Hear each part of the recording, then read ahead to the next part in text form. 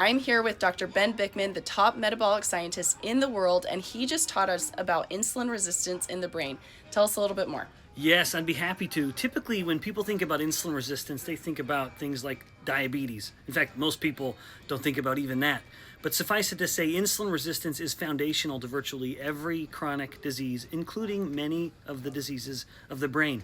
This includes something like Alzheimer's disease, which is commonly called type 3 diabetes. It's really just insulin resistance of the brain, but also ones you would not expect, where you have multiple problems of the brain, where it's an issue of the brain not being able to get enough energy from blood sugar or glucose.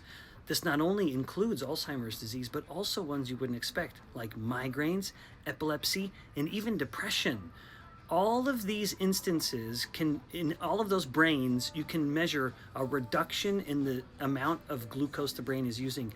So if the brain can't use this fuel very well, all the more reason to give it the other fuel, namely ketones. So the more a person can put themselves into a ketogenic state, if even briefly, I think it's prudent for a person to get into ketosis at least for a few hours every day to just let the brain be nourished on those ketones. Fasting is the fastest way to do that, and generally just controlling your blood sugar levels. Awesome.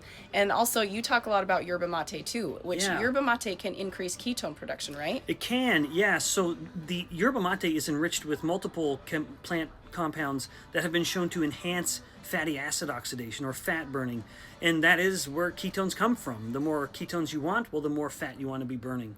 Awesome. Thank you so much, which is a huge part of my life too, because I dealt with a lot of depression. Right. And by addressing insulin resistance, my depression has really lifted and I've been off my antidepressants. So, That's amazing. I'm not surprised. When we nourish the brain, mood and thinking, cognition, everything gets better. yeah, awesome. Thank you so much.